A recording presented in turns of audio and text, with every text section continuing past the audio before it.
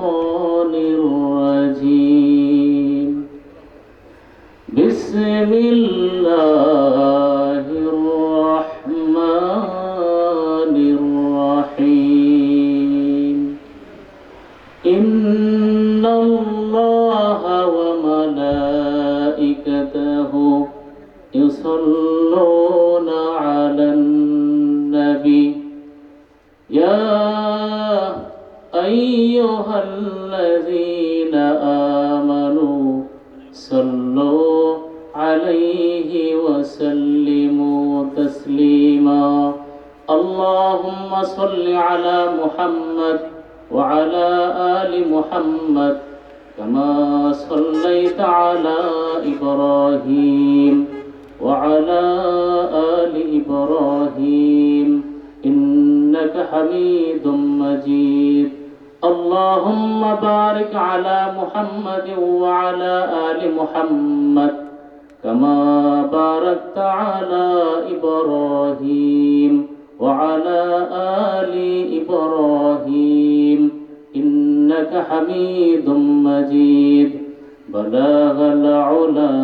بكماله كشف الدجى بجماله حسنت جميع خصاله صلوا عليه وآله نسیما جانب بطوہا گجر کن جہوالم محمد را خبر کن بلاغ العلا بکماله كشف الدجى بجماله حسنت جميع خصاله صلوا عليه وآله هنا يفلت بلبل کا ترنم بھی لہو چمن دہر میں کلیوں کا تبسم بھی لہو بلاغ العلا بكماله كشف الدجى بجماله حسنت جميع خصاله صلوا عليه وآله আরবের বুকে মক্কার পরে আমিনার যেথাই ঘর খুদার করুণা কাউসার है जर से बारंबार बलाग العلا بكماله كشف الدجى بجماله حسنت جميع خصاله صلوا عليه وآله الحمد لله رب العالمين ربنا ظلمنا أنفسنا وإن لم تغفر لنا وترحمنا لنكونن من الخاسرين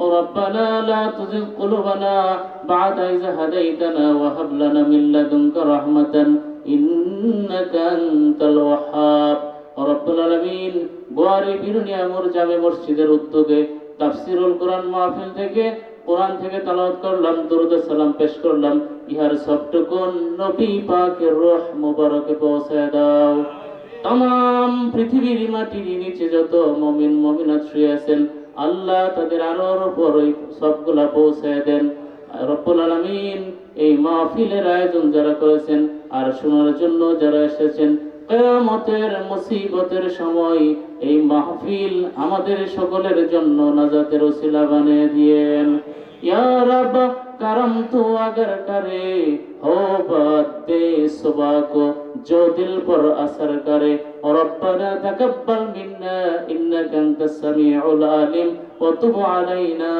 इन्नका अंतात तव्वाबुर रहीम सुब्हान रब्बिका रब्बिल इज्जति अम्मा यासिफुन व सलामुन अलल मुरसलिन वल्हम्दुलिल्लाहि रब्बिल आलामीन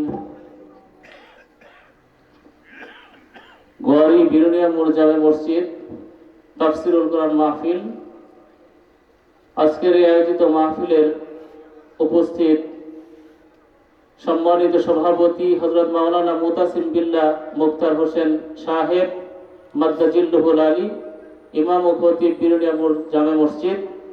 আজকের এই মাহফিলের প্রধান অতিথি হিসাবে উপস্থিত থাকবেন জনাব ফখরুদ্দিন আহমেদ বাচ্চু সাহেব, সদ্য ঘোষিত ধানের শীষ মনোনীত প্রার্থী, ময়মনসিংহ 11 ভালুকা উপজেলার শাখা,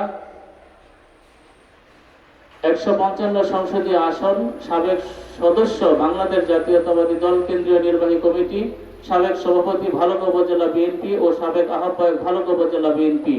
বিশেষ অতিথি জনাব মোহাম্মদ আব্দুল কাইয়ুম সরকার রিপন, সাবেক চেয়ারম্যান 5 নং বিরুলিয়া ইউনিয়ন পরিষদ সদস্য, আহ্বায়ক কমিটি ভালুকা উপজেলা বিএনপি। আজকের এই মাহফিলে যিনি প্রধান বক্তা হিসেবে ওয়াজ করবেন হাফেজ হযরত মাওলানা আব্দুল লতিফ সিদ্দিকী সাহেব ঢাকা। বিশেষ বক্তা হিসেবে ওয়াজ করবেন হাফেজ হযরত মাওলানা মুফতি আনসারুল হক মিজান সাহেব গাজীপুর ঢাকা। বয়ান পেশ করবেন হাফেজ হযরত মাওলানা মুফতি আশরাফুল ইসলাম সাহেব। সম্মানিত হাজিরিন, যে যেখানে দূরে এবং কাছে যারা আছি সকলেই মাহফিলে চলে আসি। অল্প সময় কথা হবে, আর অনেক ওয়াজিনে কেরাম বয়ান পেশ করবেন।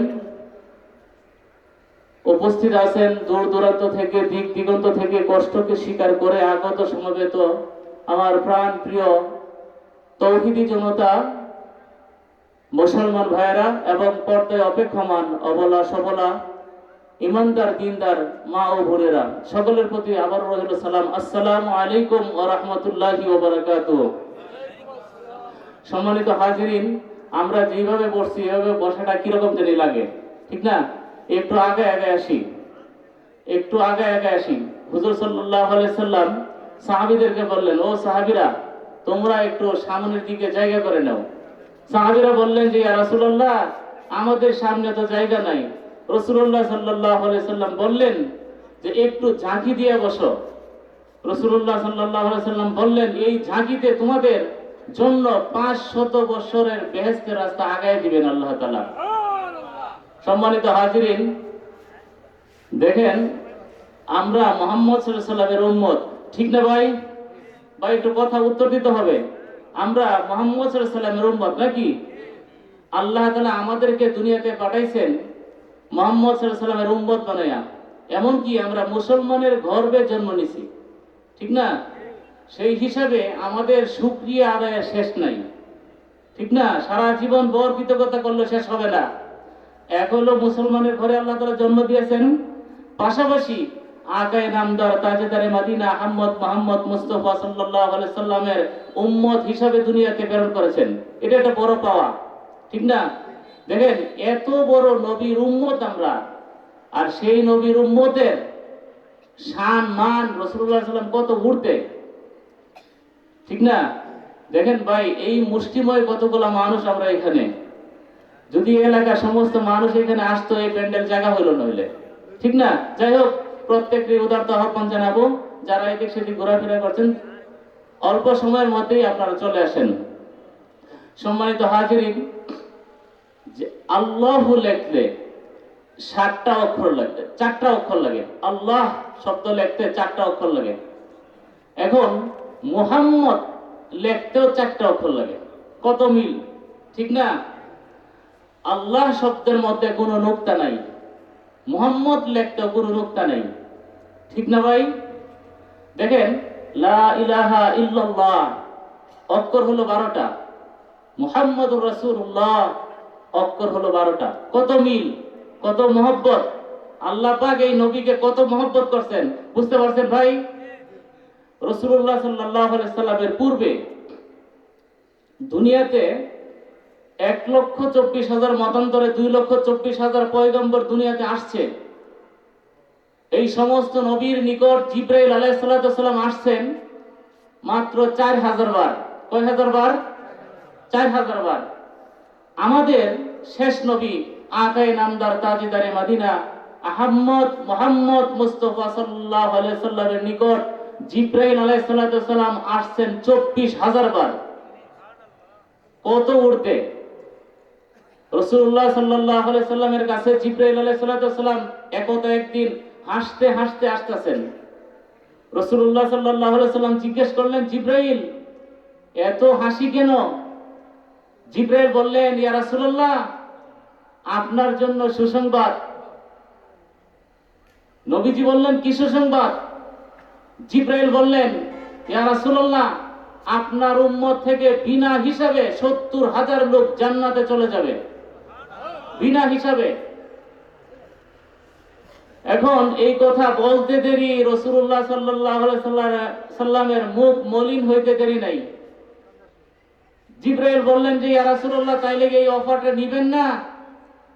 জিব্রাইল বললেন, নিব না এই কথা বলবো না, তবে আমার চলবে কিনা এটা ভাবা লাগবে।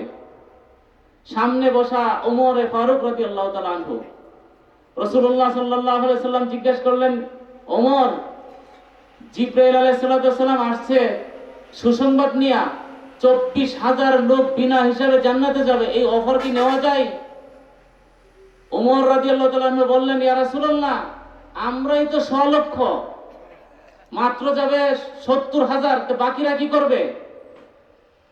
জিব্রাইল আলাইহিস সালাম এই কথা শুনে আল্লাহ পাকের নিকট গেলেন, আবার বললেন, আয় আল্লাহ, আপনার দুস্থ মুহাম্মদ সাল্লাল্লাহু আলাইহি ওয়াসাল্লাম, আমি যখন বলছি 70,000 লোক বিনা হিসাবে জান্নাতে যাবে, এই কথা বলতে দেরি, মলিন হইতে দেরি নাই।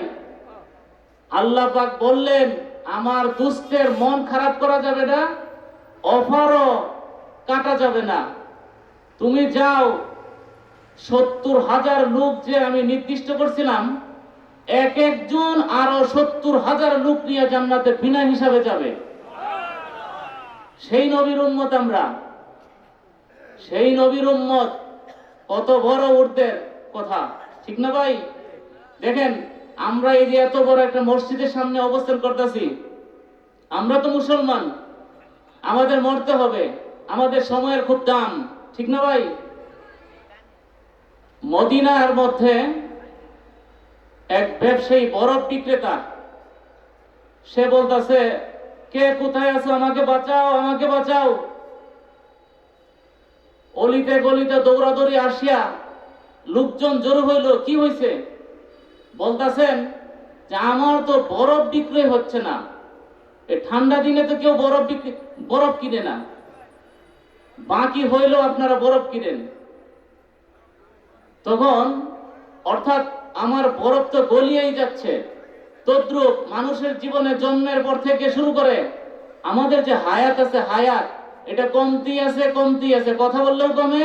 এই যে এখানে মাহফিল আসছেন, হায়াত কমতেছে, মসজিদে নামাজ পড়তেছেন, কমতেছে, ঘুমাইলেও কমে, ঠিক না ভাই? হায়াতের জিন্দেগি আমাদের কি করতে হবে? আমল করতে হবে। আমাদের কি করতে হবে? আমল করতে হবে। যদি কোনো ব্যক্তি বাড়ি থেকে অজু করে, ঘর থেকে বের হয়, বিসমিল্লাহি তাওয়াক্কালতু আলাল্লাহ এই কথা বলে, মসজিদের দিকে রওনা হয় নামাজ পড়ার জন্য, তার প্রত্যেকটা কদমে কদমে আল্লাহ তাআলা এক একটা করে গুনাহ মাফ করে দেন। তার প্রত্যেকটা কদমে কদমে এক একটা করে নেকি আল্লাহ তাআলা দিয়ে দেন। প্রত্যেকটা কদমে কদমে তার জন্য জান্নাতের মধ্যে এক একটা র‍্যাঙ্কিং ব্যবস্থা আল্লাহ তাআলা বাড়ায় দেন। সে যতবার মসজিদে আসবে ততবার ফেরেশতা তার জন্য মেহমানদারি শুরু করে দেন।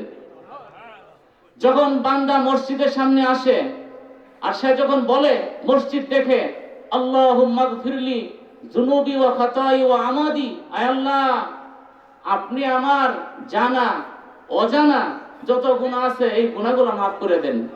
রাসূল বলেন, তার যদি নিয়ত পাক্কা থাকে তার পিছনের সমস্ত গুনাহ আল্লাহ তাআলা মাফ করে দেন। ভাই, দিলওয়ালা ব্যক্তির বাড়িতে গেলে না খানা পিনা করে ছাড়ে না। মসজিদে যতবার বান্দা আসবে ততবার আল্লাহ তাআলা তার জন্য মেহমানদারি শুরু করে দিবে। ভাই, আমরা মসজিদে আসবো তো ইনশাআল্লাহ? দেখেন, মাগরিবের নামাজের পরে কতগুলো আমল আছে। ভাই, আমাদের তো আমলের দরকার নাকি কোন? মাগরিবের নামাজের পরে রাসূল বলেন, যদি কোনো ব্যক্তি বলে আল্লাহুম্মা আজরিনি মিনান নার, আল্লাহুম্মা আজরিনি মিনান নার 7 বার, তার জন্য জাহান্নামের 7টা দরজা বন্ধ হয়ে যায়। কতক্ষণ পর্যন্ত রে? আগামী ফজর পর্যন্ত। যদি কোনো ব্যক্তি এই কথা বলে, এই দোয়া পড়ে, আল্লাহুম্মা ইন্নী আসআলুকা রিদিকা ওয়াল জান্নাতুল ফিরদাউস 8 বার, তার জন্য জান্নাতের 8টা দরজা খোলা হয়ে যায়। যদি কোনো ব্যক্তি এই কথা বলে, রাদিতু বিল্লাহি রাব্বান ওয়া বিল ইসলামি দীনি ওয়া বি মুহাম্মাদিন সাল্লাল্লাহু আলাইহি ওয়াসাল্লাম ওয়া নাবিয়্যি ওয়া রাসূলা। এই দোয়াটা পরে 3 বার। এই যে আমাদের মধ্যে যে সামনে কবর, ভয়ঙ্কর কবর, আমরা একদিন যাইতেছে কবর আগে আসতেছে, একটা রাত যায় কবর আগে আসে, মরণ কাছাকাছি আসতেছে। কবরের মধ্যে যাওয়ার পরে যে 3টা সওয়াল জবাব হবে, এই প্রশ্নের উত্তর আল্লাহ তাআলা সহজ করে দিবেন।